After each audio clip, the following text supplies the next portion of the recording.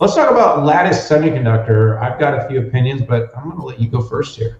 Yeah, so first off, if you may not be familiar with Lattice CEO, ex-AMDer Jim Anderson, who made AMD famous with Zen, is CEO, and he's just been crushing it over there, and they had a tremendous quarter. So Lattice does the lowest power FPGAs out there, and they can replace controllers. They can replace ASICs, right? You can do an FPGA design a year to a year and a half faster than you can do an ASIC, and it's programmable, which is pretty cool.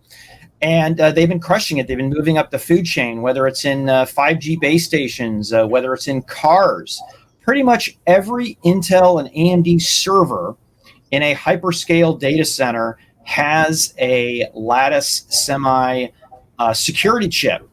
Remember a couple years ago the spy chip gate that Bloomberg brought out that freaked everybody out?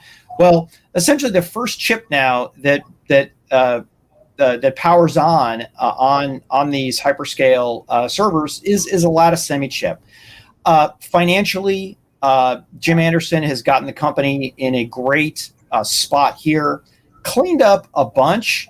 Wasn't tremendous amount of growth, but what he did is he kept growth, but he completely turned the offerings upside down, increased the rate of products by, 5x if I compare it to the prior administration. But let's talk about earnings now. Revenue up 19%, gross margin was up, Op Inc was up 2x, net income was up 2x as well. A ton of new products for the quarter. And I think a real tip of the hat, a metric is they joined the S&P Midcap 400, which I think is a nice testament to they're getting bigger and they're getting badder. And I think Lattice's big challenge now is, challenge for a company that grew 19%, is to grow even more, right? They really cleaned up everything, got profitable, got the machine working really well, increasing the amount of products. And I'm expecting 21 and 22 to be growth mode for the company. When their new designs, the clutch goes in and they start to see the fruits of their labor. Yeah, next week the company hosts an investor day. I'll be tuning in among a few other events. What a busy week. We got IBM Think, we got more.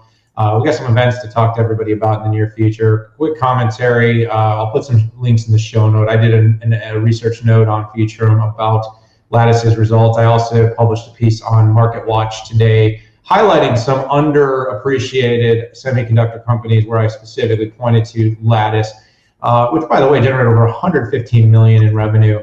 And it's, as Pat has suggested, inside of servers, automobiles, IoT, and automation, industrial applications, in 5G. Their chips are kind of everywhere. They're FPGAs, and the programmability is really a differentiator. They've found their niche, they found an identity. The company is leaning into that differentiation and becoming really the best at what it does. And if you're looking at a company and you're trying to understand an opportunity in a market, sometimes you want the most diversified and the most general purpose, but sometimes you want a company that just says, we are going to be the best at what we do. And that's really what I look at Lattice. It's been very, very steadfast in staying the course, and it's been able to carve out some real growth. I mean, you're talking in the 20% plus rate in that market.